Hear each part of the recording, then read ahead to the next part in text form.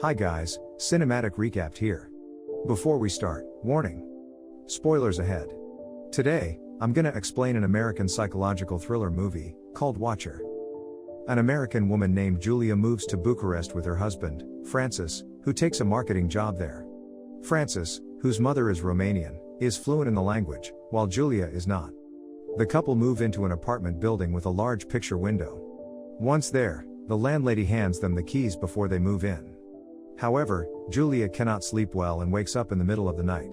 She then looks her neighborhood through the window and notices a man looming in a window from the building across the street, but she decides to ignore him.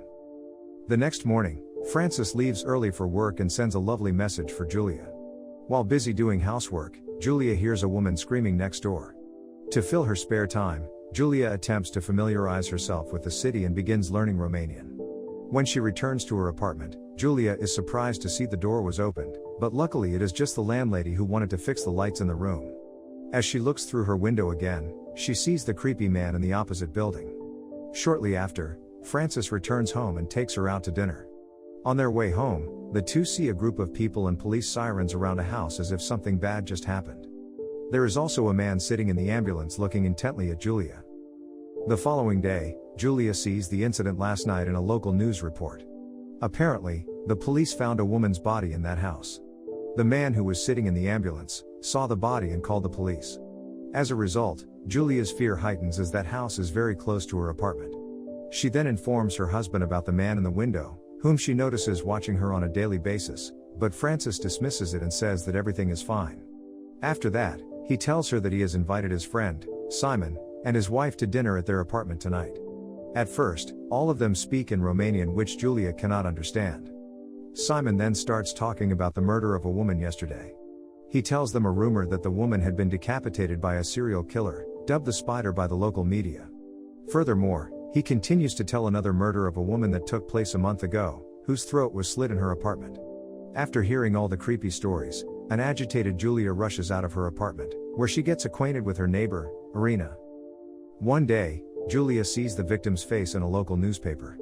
She then tries to find any information about the murder on the internet, and eventually gets the information in English containing the testimony of a victim who survived the murder. According to the victim's confession, the killer always watched her before the murder attempt was made on her. While walking through the city, Julia senses a man is following her. Because of that, she enters a movie theater in an attempt to evade him, but the man follows her inside and sits directly behind her, even though the theater is nearly empty. Because she thinks that he might be the same man who was watching her from his window, Julia exits the theater in a panic and walks to a nearby market, where the man also follows her.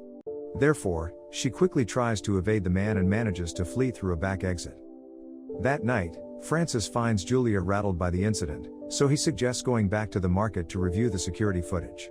Afterwards, the two find footage of the man and Julia in the market, but Francis is unconvinced that he was stalking Julia as both of them were staring at each other. Julia also takes a photo of that man using her cell phone before going back home. In the next few days, Julia's anxiety and stress levels increase as Francis keeps coming home late at night. At one point, she hears the sound of someone banging heavily on her door. Luckily, it is only an old lady who is looking for her cat. After that, she finds some comfort in Irina, who has just walked through her door. While the two have drinks together, Irina's ex-boyfriend, Christian, suddenly knocks on her door, but she ends up making him leave. She then shows Julia a pistol in the drawer of her coffee table which Christian gave her for protection. After a while, Julia returns to her apartment and confronts the man in the window by returning his stare. She waves at him, and to her surprise, he waves back. Out of fear, she closes the curtains and locks herself in the room. When Francis arrives, she explains everything to him. Convinced that the man in the window is the same man who followed her, Julia calls the police and shows him the photo of the man. Francis finally accompanies an officer to the adjacent building to speak with the man. Shortly after, he comes back to the apartment with a displeased look, saying that the man has not committed any crime and that technically he has not done anything wrong. In conclusion, Francis just thinks this was all just her imagination as Julia is too stressed out in the new country. The next day, Julia sees the man near her cafe and decides to follow the man through the city, ending up at an underground strip club, where he works as a janitor. She then meets Irina, who turns out to be a dancer at the club. Julia immediately questions her about the man, but Irina knows nothing about him as the janitor changes daily. Later that night, She has a nightmare in which she is attacked by the man in her apartment. After waking up in horror, Julia suddenly hears a commotion in Irina's apartment. She knocks on her locked door repeatedly, but receives no answer. At the same time, the other tenants gather to see what she is doing. The landlady eventually unlocks Irina's apartment using a spare key, but they find no one inside except a cat. Soon, the neighbors complain to Francis about Julia's behavior. He then apologizes to Julia for working late and thinks that he was not giving enough time to his wife, which might be causing her stress. The following morning, Julia sees Christian knocking on Irina's door and tells him that Irina is not home. When she tries to call her number, they both hear a ringing tone from inside Irina's apartment, but strangely she is not there. Before Christian leaves, Julia asks him to accompany her to confront the man in the opposite building, which he agrees to. After he bangs on the man's door, they do not receive any response, so he shouts at the man to stay away from Julia. When Christian leaves, Julia works up the nerve to knock on the door herself, but it is answered by a frightened old man. Afterwards, she finally sees the same man who was following her down the stairs, indicating that the man really lives in this building. At night, while Francis is home, the same police officer arrives at their apartment accompanied by the man. Turns out his name is Daniel Weber. This time, Daniel accuses Julia for stalking him and harassing his father. At the end of their dispute, Julia reluctantly shakes his hand, as the police officer perceives the incident as a misunderstanding. Francis is clearly happy with his as he thinks this will end Julia's stress. He then shows her a news that the spider has apparently been apprehended by the police. The killer is the same man who was sitting in the ambulance. He used to work as a plumber for the last victim and had a history of crime. Sometime later, Julia accompanies Francis to a company party. During a conversation in Romanian, Julia gleans that Francis has made jokes about her fears to his co-workers. Because of this, she angrily leaves the party and boards the nearly empty subway. When the train stops for some reason, Julia meets Daniel, who suddenly sits opposite her. He then attempts to explain the reasons for his voyeurism of her, that he lives an isolated and unexciting life taking care of his father. Moreover, Julia is the first person who saw and waved at him. Meanwhile, Julia notices what appears to be the outline of a severed head in his shopping bag.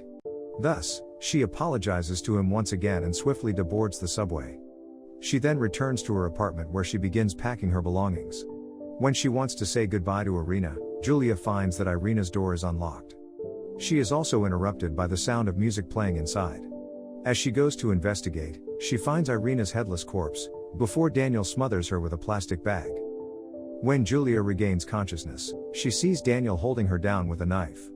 He then recounts how he killed Irina, and that he hid with her body in a closet when Julia and the landlady entered the apartment. Not long after, Julia hears Francis enter their apartment next door, but when she attempts to scream, Daniel slashes the side of her throat. She then tries to crawl over to Irina's coffee table to retrieve the pistol, but stops midway due to excessive bleeding. Afterwards, Daniel lies next to her, watching as she appears to lose consciousness. On the other hand, Francis calls Julia's cell phone, which he hears ringing inside Irina's apartment. Therefore, he quickly goes into the hallway, coinciding with Daniel, who has just come out of Irina's apartment. A startled Francis starts walking towards him, but before he could reach him, Julia, who feigned her death, suddenly shoots Daniel multiple times, killing him.